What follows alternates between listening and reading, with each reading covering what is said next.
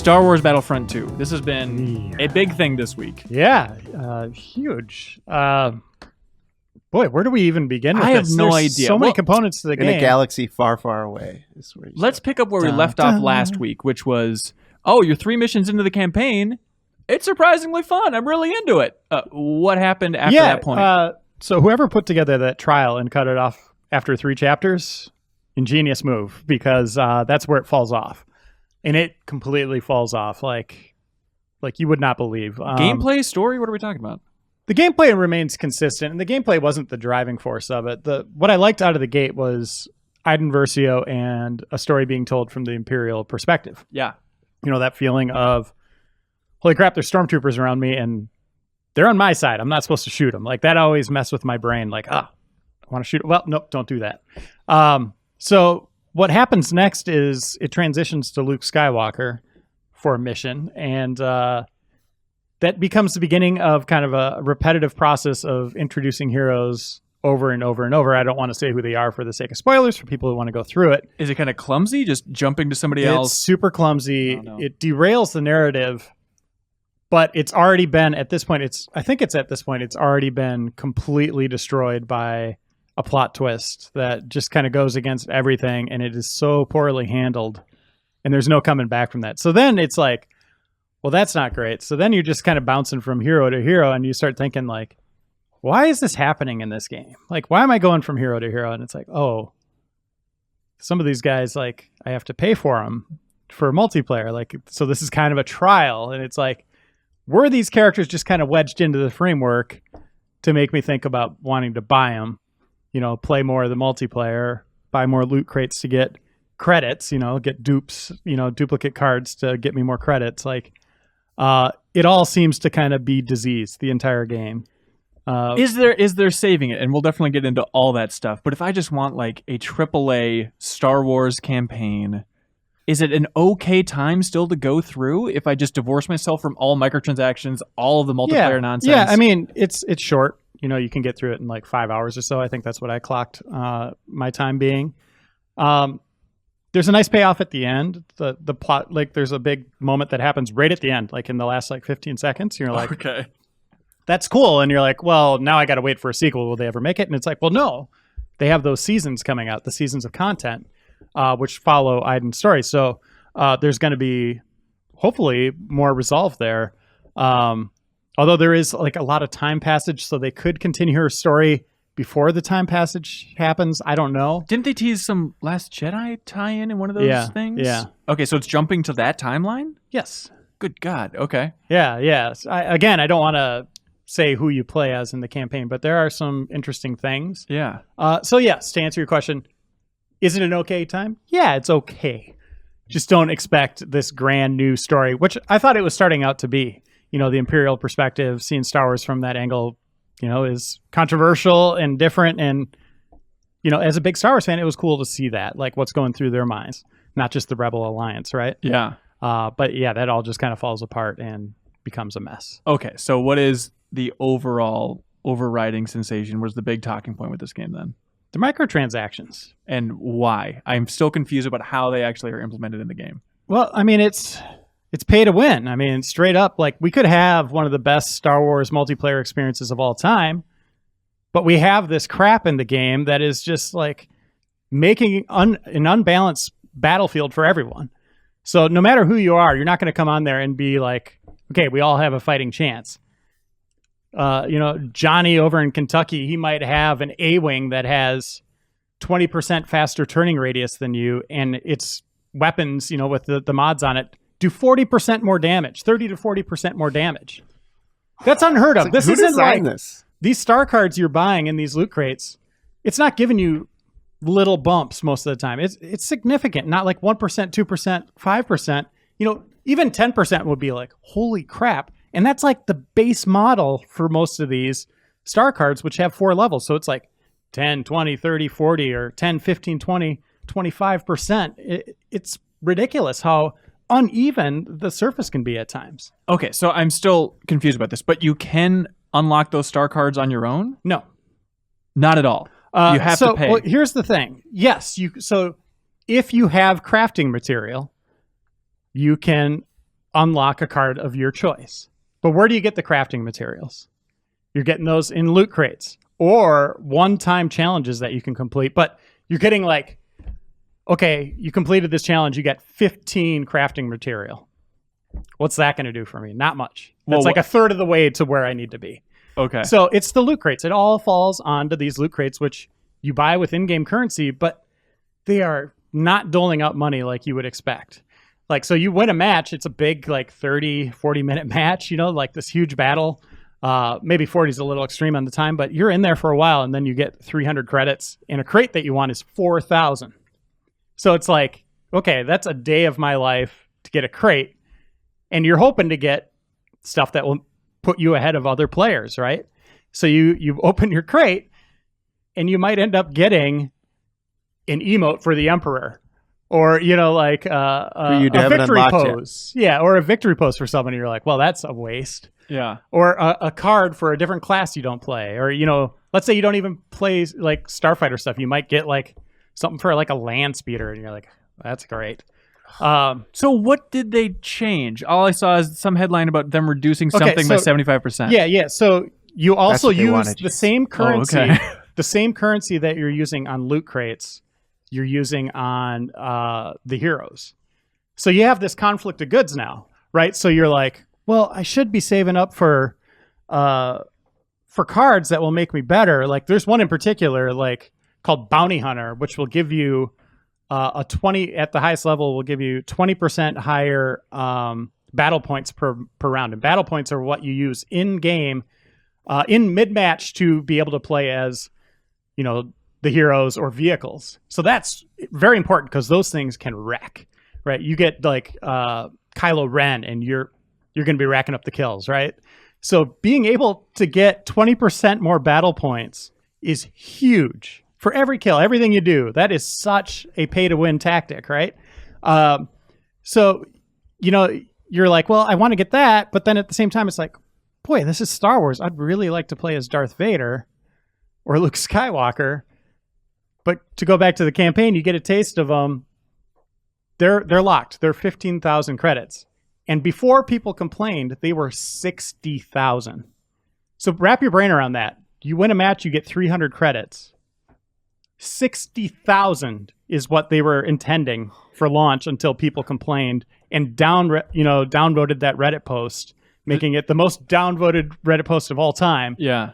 And then they just overreacted. They're like, oh, 75%. And it just seemed like such an arbitrary number. Like, do you even have a grasp of what's going on over there? It really is crazy that a game can change that dramatically, that close to release. Like, change the entire economy this much, go. Like, it's unprecedented as far as I know. Yeah, it's... I really, like, I'm baffled by this. Like, seriously, like, this whole thing, like, DICE. I love DICE. I love DICE games. Battlefield, fantastic. Yeah. Bert's is a big fan, too.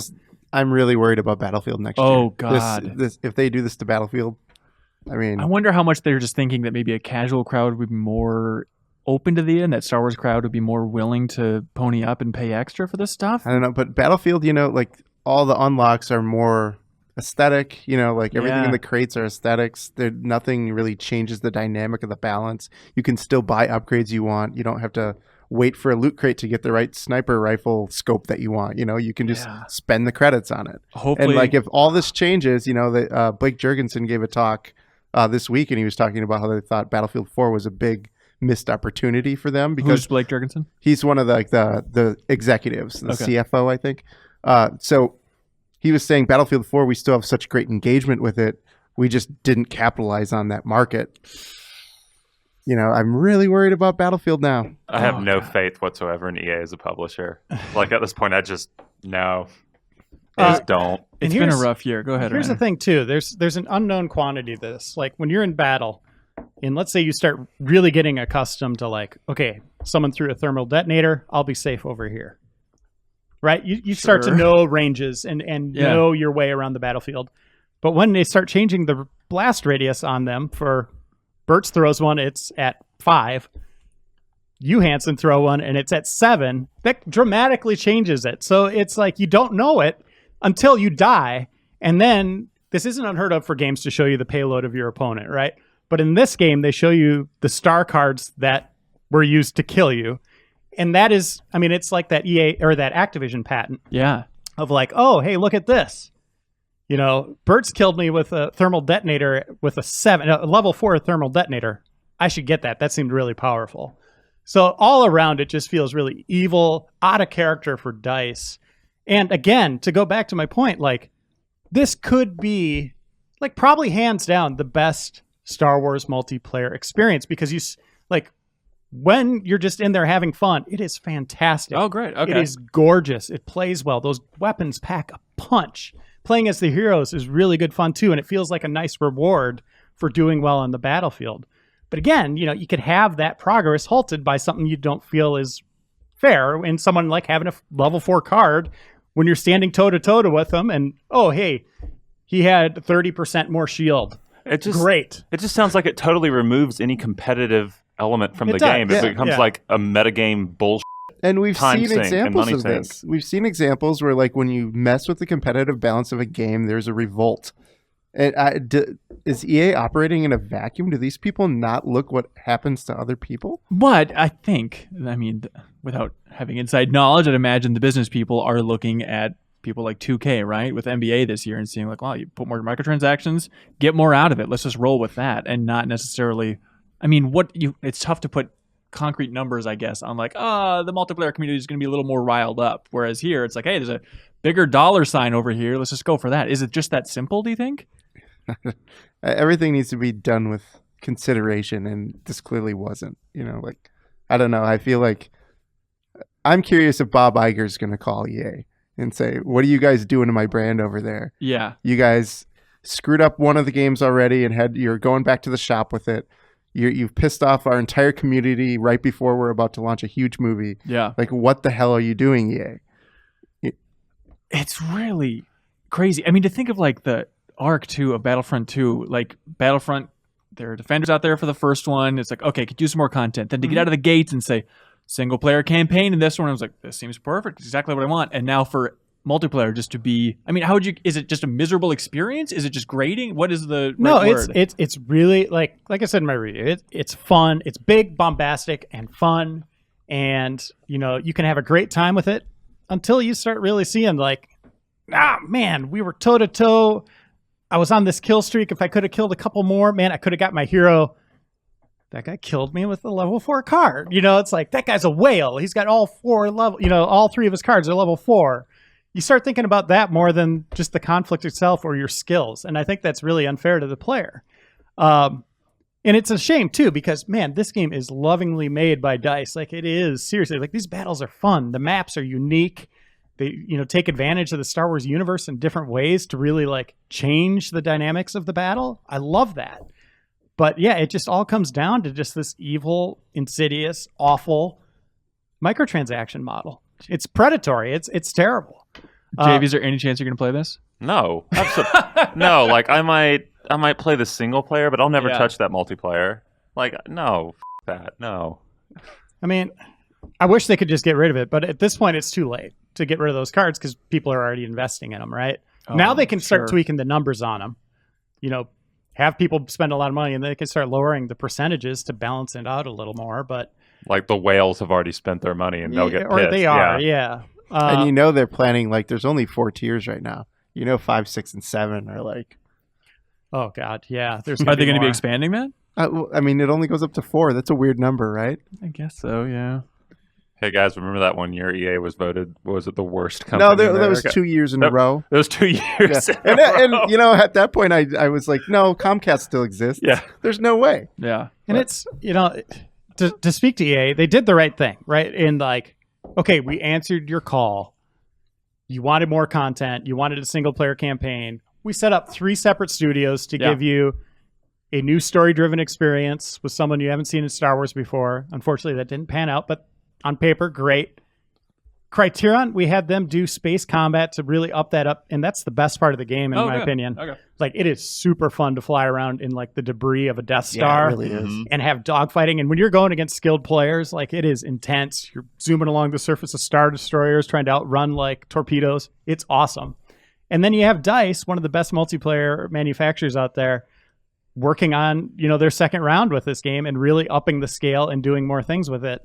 making it bigger, more maps, all that stuff, more characters to play as. On paper, it sounds great, but then someone, I don't know who, if it's the collective, if it's all of EA, because you're seeing this in Need for Speed and their other games, inserting this microtransaction model and really trying to milk players along the whole way, that's where it really falls apart. This could have been probably a 9+ game. Really? I haven't really thought about that, but like the story campaign holds it back a little, but this could have been an amazing multiplayer experience. Yeah. And it just feels unfair. So coming from the community standpoint, because what'd you end up scoring this game? 6.5. I saw some comments. I'm curious to get your take of just people being like, I don't get it. Like Shadow of War got a 9.5 and there's BS microtransactions in there. Like how... I've played some of that game. I've never even thought about them. Right. That was a different reviewer. But how should we tackle this in reviews? Like how do you communicate this to people? I think it's an integral part of any game. It's just how it affects it, right? And then you see one more thing. Like now it's getting into free-to-play territory. You pay $60 for a box good or, a digital download. And then you're starting to see things like, hey, I just want to sit with my friend and play arcade mode, co-op or whatever. We'll earn some currency that way. And then they gate you. Like you play 5 challenges. There's 16 in the game. So you can't even earn rewards for all of them if you just want to go through those. They cut you off after 5 victories of earning currency in an arcade challenge. And it says, come back in 14 hours. That's the kind of crap we saw on mobile that really started to make mobile a terrible place to play games. Wait, so is this like that horde mode, like the split screen stuff that was in the first one even? Yeah, it's kind of like that, where you're taking out waves of enemies, or they kind of set up some fake multiplayer matches with bots, right? Yeah.